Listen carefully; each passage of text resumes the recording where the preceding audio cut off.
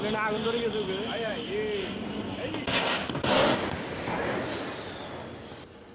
মে 2024 তারিখে আনুমানিক 10টা 25 ঘটিকায় বাংলাদেশ বিমান বাহিনীর একটি ইয়াক 130 বিমান দুর্ঘটনায় পতিত হয়।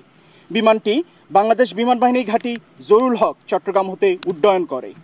উক্ত বিমানে বৈমানিক হিসেবে ছিলেন উইং কমান্ডার সোহান হাসান খান এবং স্কোয়াড্রন লিডার আসিম জাওয়াদ।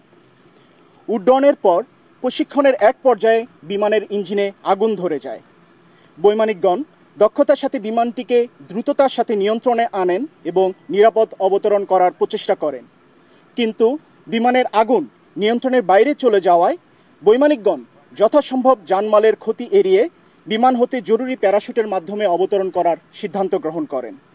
এরই ফলশ্রুতিতে বৈমানিকগণ অত্যন্ত সাহসিকতা এবং দক্ষতার সাথে দুর্ঘটনা কবলিত বিমানটি হতে কর্ণফুলী নদীর উপর জরুরি প্যারাশুটের মাধ্যমে অবতরণ করেন।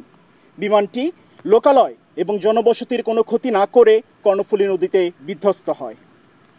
জরুরি প্যারাশুটের মাধ্যমে অবতরণের পর স্থানীয় নৌকা চালক এবং বাংলাদেশ নৌবাহিনীর সহায়তায় বৈমানিকদ্বয়কে উদ্ধার করে জরুরি চিকিৎসার জন্য বিএনএস পতেঙ্গায় স্থানান্তর করা হয়।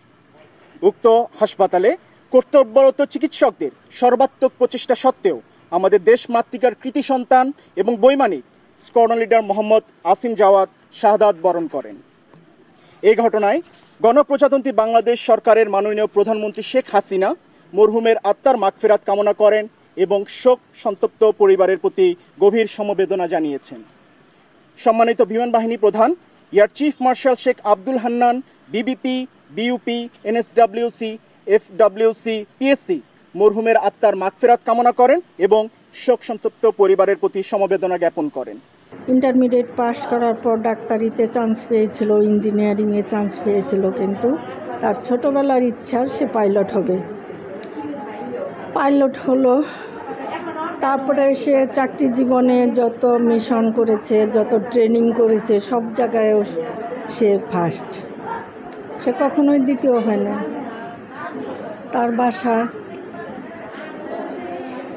প্রাইজ দিয়ে ভরা, সে ছিল দেশের একটা সম্পদ।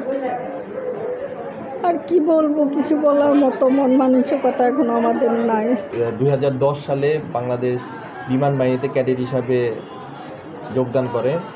ক্যাডেট হিসাবে খুব চৌকস ক্যাডেট ছিল ও, আমাদের জানা মতে ওই সময় ওদের ব্যাচের ক্যাডেটের মধ্যে ফার্স্ট হয়েছিল এবং সোল পেয়েছিল।